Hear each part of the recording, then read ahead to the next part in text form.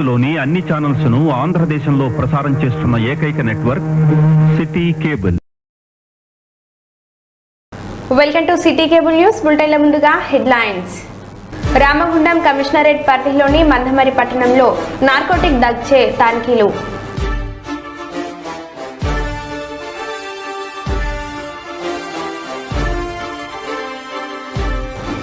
పెద్దపల్లి జిల్లాలో మరోమారు కొరడా ఝుల్పించిన ఆర్టీఓ డిపార్ట్మెంట్.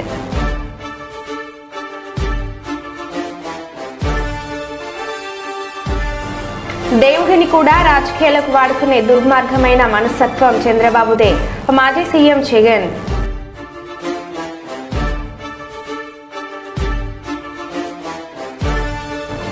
చంద్రబాబుపై మండిపడుతున్న టీడీటీ ఉద్యోగులు.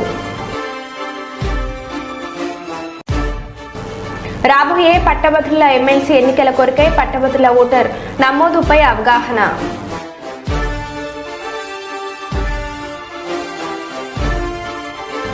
అన్నమయ్య జిల్లా రాజంపేట అన్న క్యాంటీన్ ప్రారంభోత్సవంలో తెలుగు తమ్ముళ్ల ఆధిపత్య పోరు.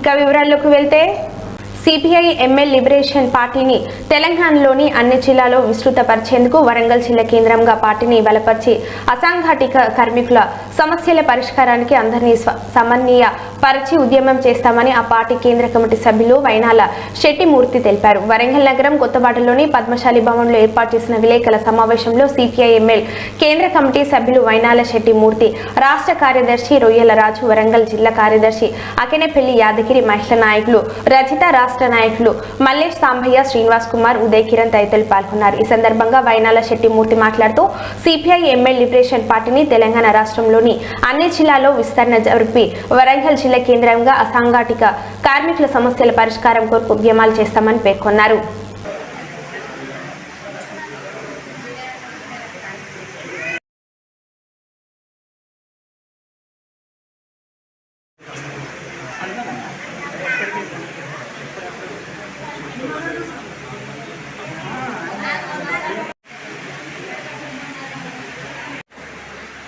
ముఖ్యంగా ఇప్పటికే తెలంగాణలో 4 జిల్లాల్లో జిల్లా లీడింగ్ టీంల ఆధ్వర్యంలో పార్టీ కార్యక్రమాలు కొనసాగుతూ ఉన్నాయి. వరంగల్, గ్రేటర్ వరంగల్ కేంద్రంగా ప్రధానంగా ఈ రోజున అసంఘటిత కార్మిక వర్గం యొక్క సమస్యల మీద ఒక విస్తృతమైన క్యాంపెయిన్ నిర్వహించి వాళ్ళ సమస్యల మీద నవంబర్ నెలలో ఒక పెద్ద బహిరంగ సభ కార్యక్రమం నిర్వహించాలని కల్పించాం. ఆ కార్యక్రమానికి సిపిఎంఎల్ లిబరేషన్ పార్లమెంటు సభ్యులు కూడా వారిని ఆహ్వానించి దేశంలో అసంఘటిత కార్మికులకు సంబంధించిన సమస్యల మీద పార్లమెంట్లో వాళ్ళ సమస్యల గురించి నివేదించి వాటిని సాధించడానికి కృషి చేసే దిశగా ఈ క్యాంపెయిన్ మేము నిర్వహిస్తూ ఉన్నాము. అదేవిధంగా డిసెంబర్ కానీ జనవరిలో కానీ 2025 జనవరిలో కానీ పార్టీ ప్రధాన కార్యదర్శి దీపంకర్ భట్టాచార్య గారిని ఆహ్వానించి ఆ ఆహ్వాన సభలో పెద్ద ఎత్తున ఒక రాష్ట్ర సదస్సును కూడా, రాజకీయ సదస్సును కూడా నిర్వహించాలని చెప్పి మేము కార్యక్రమాన్ని రూపొందించుకోవడం జరిగింది. తెలంగాణ రాష్ట్రం విప్లవాల గడ్డ, 46 నుంచి 51 వరకు జరిగిన తెలంగాణ రైతాంగ సాయుధ పోరాటం, ఆ మహత్తర త్యాగాలు, ఆనాటి లక్ష్యాల కోసం ఇప్పటికీ కమ్యూనిస్ట్ ఉద్యమం రాష్ట్రంలో కొనసాగుతూనే ఉన్నది. ఇటీవల కాలంలో వామపక్ష ఉద్యమం బలహీనపడినా తిరిగి ఆ ఉద్యమాన్ని మరింతగా అభివృద్ధి చేయాల్సిన బాధ్యత వామపక్ష పార్టీల మీద, ముఖ్యంగా విప్లవ పార్టీల మీద ఉన్నది. ఆ బాధ్యతను లిబరేషన్ తెలంగాణ రాష్ట్రంలో ఈ రోజున భుజాన వేసుకుని ముఖ్యంగా ఆనాటి నుండి ఈనాటి వరకు ఒక ప్రధాన విప్లవ కేంద్రంగా ఉన్న వరంగల్ పట్టణాన్ని కేంద్రంగా చేసుకుని కామ్రేడ్స్, తెలంగాణకు సంబంధించిన లీడింగ్ టీమ్ కామ్రేడ్స్ ఎవరైతే ఉన్నారో కామ్రేడ్ కార్యదర్శి రమేష్ రాజా గారు, అలాగే రాష్ట్ర కమిటీ సభ్యులైన రొయ్యల రాజు గారు, అట్లాగే యాదగిరి గారు, అలాగే వీరు నాయక్ గారు, అలాగే ఇతర కాంగ్రెస్ అందరితో కూడా ఈ పార్టీ పటిష్టత కోసం అభివృద్ధి చేయడం కోసం కృషి జరుగుతూ ఉన్నది. భవిష్యత్తులో జరిగే కార్యక్రమాలన్నింటినీ కూడా తెలంగాణ ప్రజల సహకారాన్ని ఈ రోజున ఈ రాష్ట్ర సదస్సు ద్వారా మేము కోరుకుంటూ వాళ్ళని సహాయ సహకారాలు అందించాలని విజ్ఞప్తి చేయడానికి కూడా మహమ్మద్ ప్రవక్త బోధనలో భాగంగా సాటి వారికి సహాయం చేయడం శుభకరమని మాజీ ఎమ్మెల్సీ కుండ మురళీధరరావు అన్నారు. శాఖరాశికుంట కబరస్థాన్ అభివృద్ధి కమిటీ తవక్కల్ వెల్ఫేర్ సొసైటీ ఆధ్వర్యంలో మీలాద్ ఉన్ నబీ మహమ్మద్ ప్రవక్త జన్మదినం సందర్భంగా వరంగల్ ఇస్కాండ ప్రాంతంలో పుట్టిన రోజు వేడుకలు ఘనంగా జరిగాయి. మాజీ MLC Kunda Muralidhara Rao, Tawakkal welfare society MA Jabbar అభివృద్ధి కమిటీ అధ్యక్షురాలు మీర్జా హసన్ అలీ బేగ్, చామీసల ప్రకాష్ కరాటే తదితరులు పాల్గొన్నారు. ఈ వేడుకల్లో పేద ప్రజలకు బట్టలు పంపిణీతో పాటు కీర్ మిఠాయిలు పంచిపెట్టారు. ఈ సందర్భంగా కొండ మురళి ఎంఏ జబర్లు మాట్లాడుతూ మహమ్మద్ ప్రవక్త బోధనల ప్రకారం సాటి వారికి సహాయం చేయాలనే లక్ష్యంతో ప్రతి సంవత్సరం పండుగ వేడుకలు ఘనంగా జరుపుకుంటామని వారు పేర్కొన్నారు.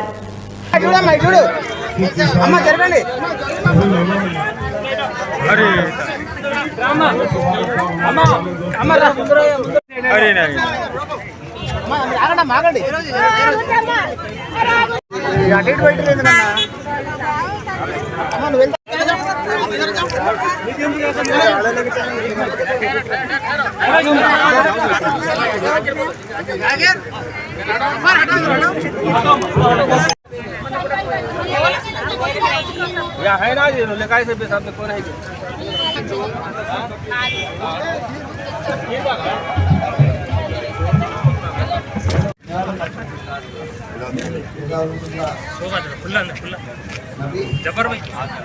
శుభాకాంక్షలు మరియు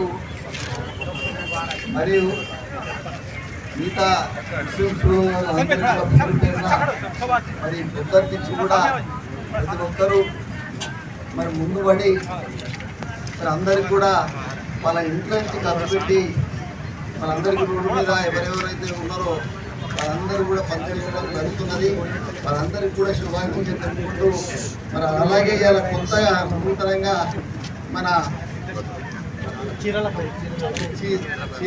పంపిణీ కార్యక్రమం చేస్తుడు నిజంగా కూడా అభినందనీయం. ఎందుకంటే హిందువులు ఎట్లా చేస్తారో మరి ముస్లింలు కూడా ఇట్లా చేస్తారు అని నాకు ఇలా కొత్తగా తెలిసింది.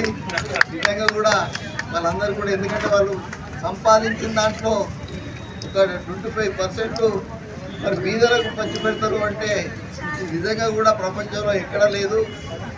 కాబట్టి మరి ముస్లిం సోదరులందరికీ కూడా పేరు పేరున మరి ధన్యవాదాలు తెలుపుకుంటున్నాను. सदारत में आज जो ईद मिलाद प्रोग्राम करे हैं, इसमें आज का जो भी है हमारे चीफ गेस्ट माजी एमएलसी कुंडा मुरलीधर साहब आए हैं.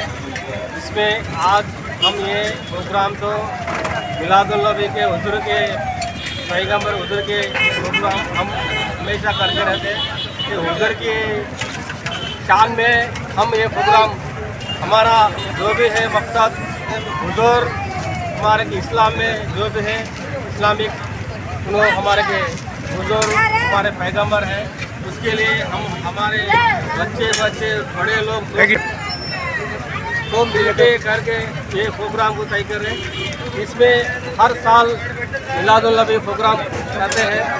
ये प्रोग्राम में शीरनी और कपड़े देवा औरतों को कपड़े आज दिए हैं, हमारे मुरली साहब के हाथों पर से दिए हैं. आज हमारे कांग्रेस हुकूमत आके 8 महीने हो रहा. ఓవర్లోడ్తో నడుస్తున్న యష్ లారీలను పట్టుకున్న ఆర్టీఓ రంగారావు. పెద్దపల్లి జిల్లా కేంద్రంలోని ఓవర్లోడ్తో నడుస్తున్న 21 లారీలను పట్టుకున్న Peddapalli RTO Rangarao.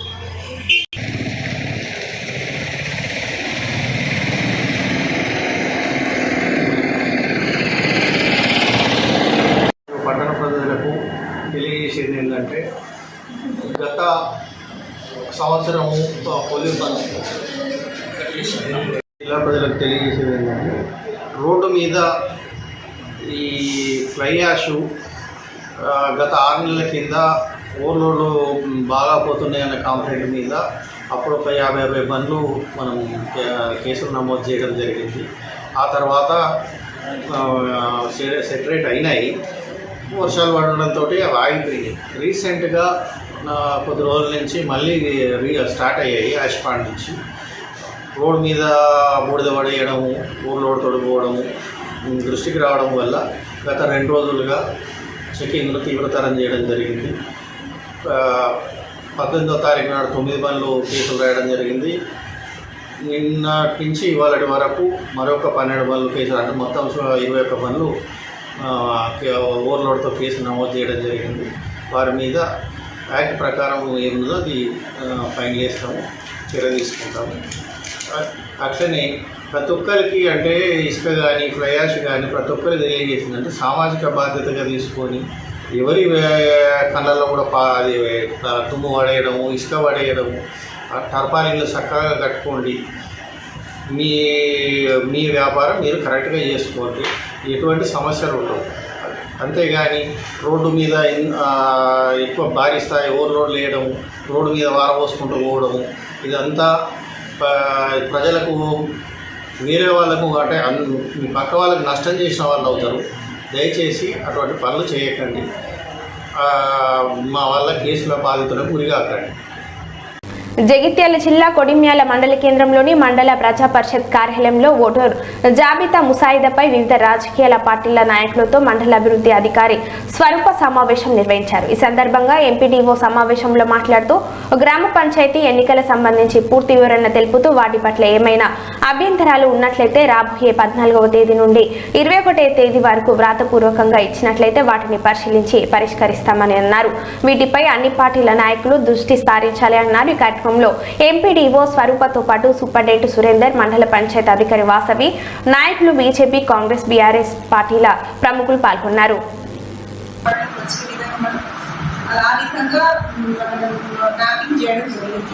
Metric statement చేసి ఆన్లైన్లో కూడా నమోదు చేయడం జరిగింది. వాటి ద్వారా మనం మొత్తం లిస్టు తయారు చేసేసి ఎన్నికల కమిషన్ ఇచ్చినటువంటి షెడ్యూల్ ప్రకారంగా 11వ తేదీ సెప్టెంబర్ 11వ తేదీన అన్ని గ్రామ పంచాయతీలలో కూడా డిస్ప్లే చేయడం జరిగింది. అదేవిధంగా మండల పరిషత్ కార్యాలయం చేసాము, జిల్లా దీంట్లో ఆఫీసులు చేయడం జరిగింది. నెక్స్ట్ దీంట్లో 13వ తేదీ నుంచి 14వ తేదీ నుంచి 21వ తేదీ వరకు అన్ని గ్రామ పంచాయతీలలో ఏవైనా అభ్యంతరాలు ఉన్నట్టు మీరు అన్నట్టు ఒక వార్డు వాళ్ళు ఇంకొక వార్డు పడ్డట్టు, వాళ్ళ ఫ్యామిలీ ఒక్కొక్క వార్డులలో రావడం. ఫ్యామిలీ అంటే ఇక్కడ ఉద్దేశం ఏంటి అంటే తల్లి, తండ్రి, పెళ్లి కానటువంటి పిల్లలు వాళ్ళందరూ ఒక ఇంట్లో ఉంటూ ఒకే పొయ్యి కింద స్టవ్ వాళ్ళంతా ఒకే వంట చేసుకుని తింటున్నటువంటి వాళ్ళ ఒక ఫ్యామిలీలో ట్రీట్ చేయడం జరుగుతుంది. సో మ్యారీడ్ అయినటువంటి పిల్లల్ని మనం వేరే ఫ్యామిలీలో ట్రీట్ చేయడం జరుగుతుంది అని. సో అట్లాంటి ఫ్యామిలీస్ బ్రేక్ కాకుండా చూసుకున్నాం. అలా ఎప్పుడైనా బ్రేక్ అయినట్లయితే అలాంటి ఆబ్జెక్షన్స్ మీరు చెప్పవచ్చు. లేదా ఒక వాటికి సంబంధించిన వాళ్ళు ఇంకొక వార్డులోకి వచ్చారని మీకు అలాంటి ఆబ్జెక్షన్స్ వేయచ్చు.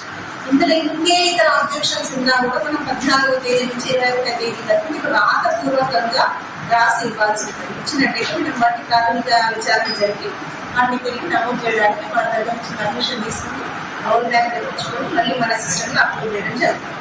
సో ఇది 21వ తేదీ వరకు. దాంట్లో భాగంగా మండల పరిషత్లో 19వ తేదీన అన్ని పార్టీస్తో మీటింగ్ కండక్ట్ చేయడం చెప్తారు. సో అందుకే మీ అందరూ కూడా ఇంటిమేట్ చేయడం జరిగింది. మీ గ్రామ పంచాయతీలలో ఓటర్ లిస్ట్ అన్ని చోట్ల అవైలబుల్ ఉంటాయండి.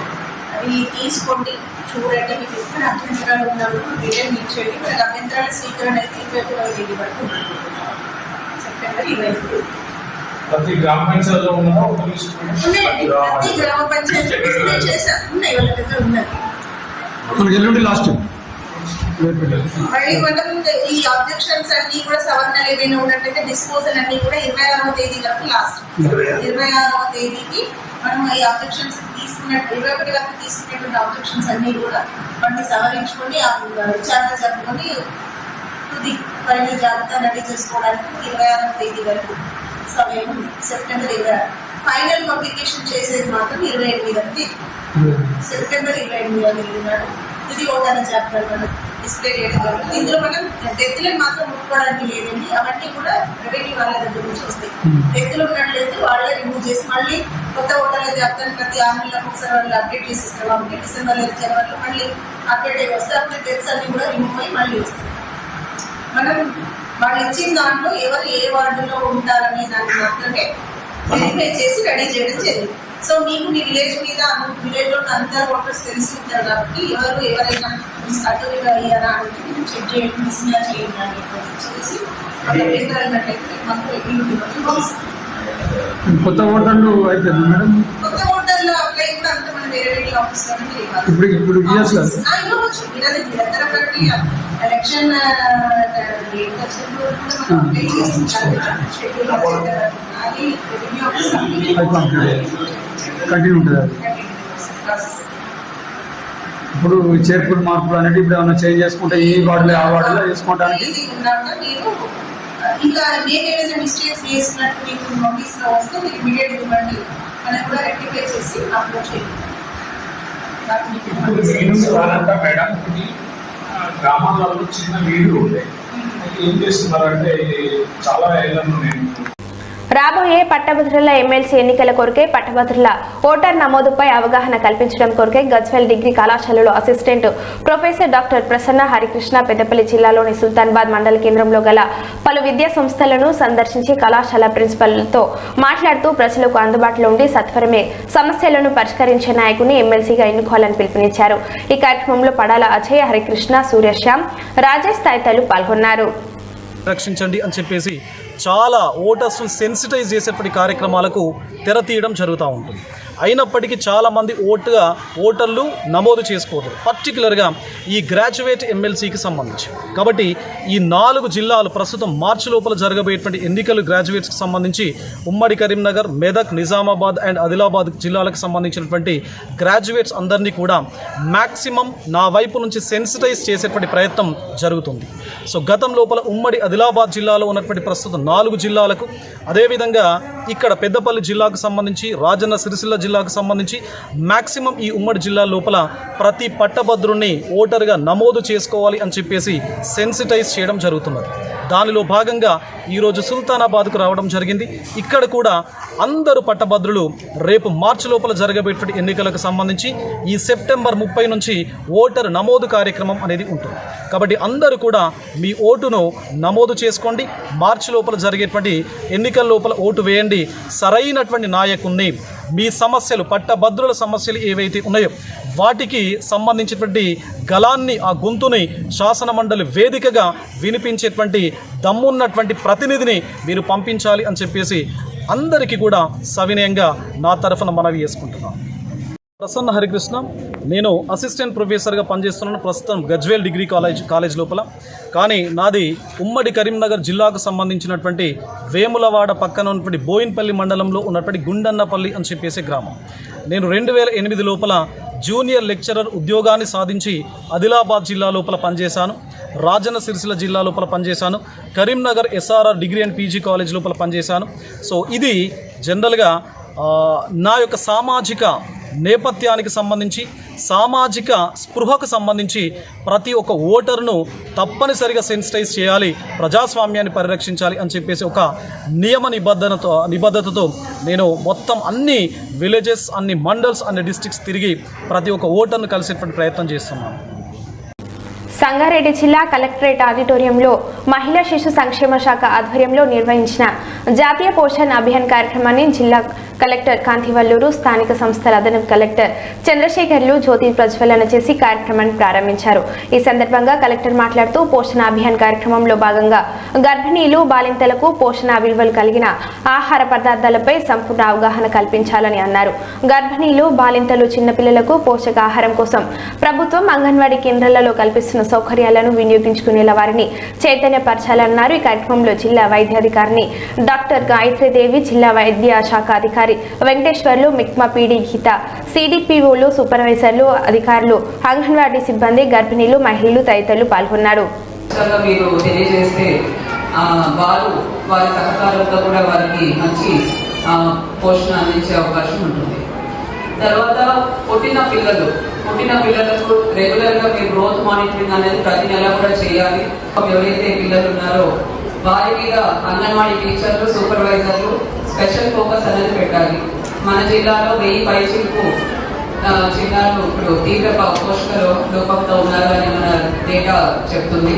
కాబట్టి అటువంటి గుర్తించిన పిల్లలందరూ కూడా బాలామృతం మరి తినిపిస్తున్నారా లేదా, వారి ఇంట్లో వాళ్ళ తల్లిదండ్రులను పిలిచి, ఒకవేళ ఎవరైనా అత్త అవ్వ ఎవరుంటే వాళ్ళని పిలిచి మరి బాలామృతం ఆ పిల్లలకి పెడుతున్నారా లేదా, వీటి మీద మీరు ఫోకస్ అన్నది ఉండాల్సి ఉంటుంది.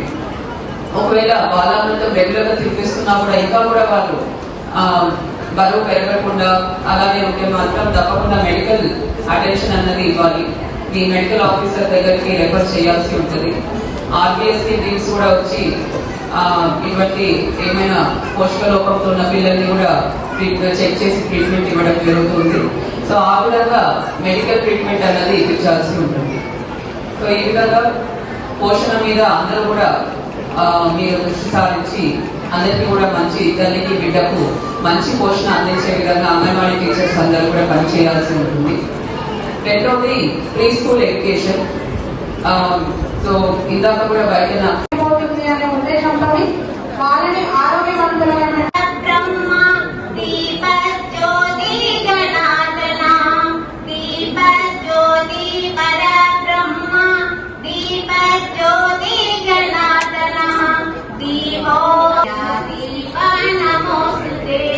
శుభం కరుత్వం కళ్యాణం.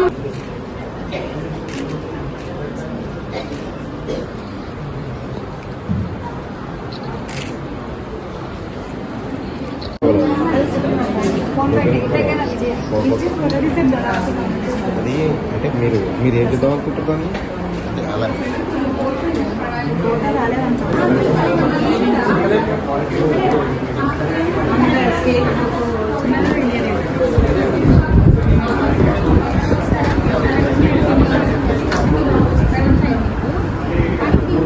పిల్లల ప్రొఫైల్స్ బాగా పెద్దగా చేసి అయితే అలవాటు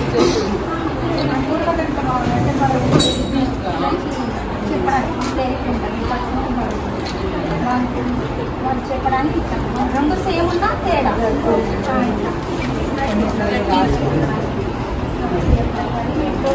ఇంట్రెస్ట్గా నేర్చుకుంటారు.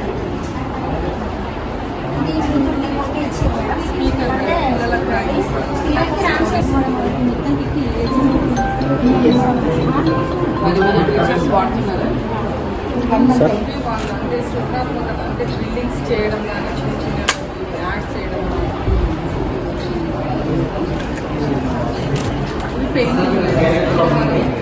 బెండకాయలతో కానీ లేకపోతే ఐటమ్స్ ఏముంటే దాంట్లో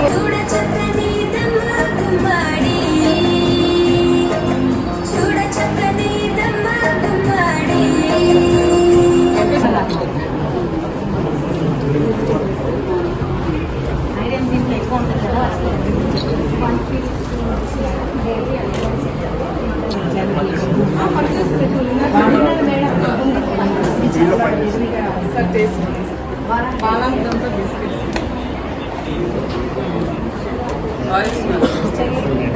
పోవాలి అనేసి ఇద్దరు పిల్లలు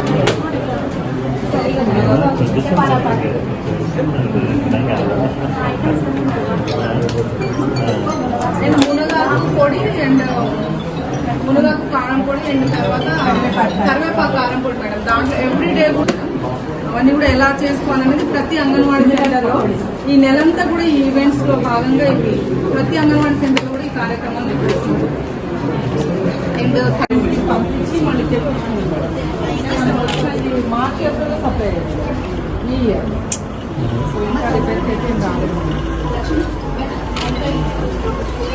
మోడల్ అంగన్వాడీ సెంటర్ ఎలా ఉంటుంది అంటే మన విలేజ్లో ఏమేమి ఉంటాయి అనేసి పిల్లలు రామగుండం కమిషనరేట్ పరిధిలోని బెల్లంపల్లి సబ్ డివిజన్ మందమరి పట్టణంలోని విద్యానగర్ ఎస్సీ ఎస్టీ కాలనీలో శుక్రవారం పట్టణ ఎస్ఐ రాజశేఖర్ నేతృత్వంలో నార్కోటిక్ డాగ్ చే తనిఖీలు చేపట్టారు. ఈ సందర్భంగా ఎస్ఐ రాజశేఖర్ మాట్లాడుతూ Ramagundam commissioner of police Srinivas IG ఆదేశాలతో DCP Bhaskar, IPS ACP Ravikumar, CI Sasidhar Reddy గార్ల సూచనలతో మందమరి పట్టణంలోని గంజాయి కేసులో ఉన్న పాత నేరస్తులను లక్ష్యంగా చేరుకొని నార్కోటిక్ డాగ్ తో వారి ఇండ్లలో, పరిసర ప్రాంతాలలో, అదేవిధంగా గంజాయి సేవించడానికి అవకాశం ఉన్న ప్రాంతాలను గుర్తించి అటువంటి ప్రదేశాలలో క్షుణ్ణంగా తనిఖీలు చేయడం జరిగింది.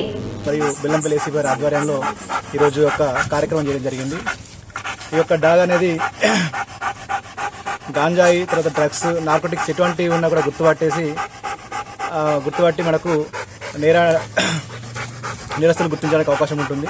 తద్వారా మనం గాంజా రహిత సమాజాన్ని సాధించడానికి అవకాశం ఉంటుంది. ఆ ఉద్దేశంతో ఈరోజు మందమరి పట్టణంలోని ఎస్సీ కాలనీలో సోదాలు చేయడం జరిగింది. ఇట్టి సోదాల్లో ఇప్పటివరకు అయితే ఎటువంటి లభించలేదు. కానీ ఇది సోదాలు ఇలా కొనసాగుతూ ఉంటాయి. పాత నేరస్తులపైన నిఘా ఉంటుంది. తర్వాత ఈ ద్వారా ప్రజలకు చెప్పే విషయం ఏంటంటే, ఎవరైనా గాంజా గురించి కానీ నార్కోటిక్స్ గురించి సమాచారం ఉన్నట్లయితే పోలీసులకు తెలియజేసి గాంజా రహిత సమాజంలో వాళ్ళు కూడా పాల్పంచుకోవాలనే విధంగా కోరుకుంటున్నాం. Thank you. మరో బులెటిన్లో మళ్ళీ కలుద్దాం. Stay tune.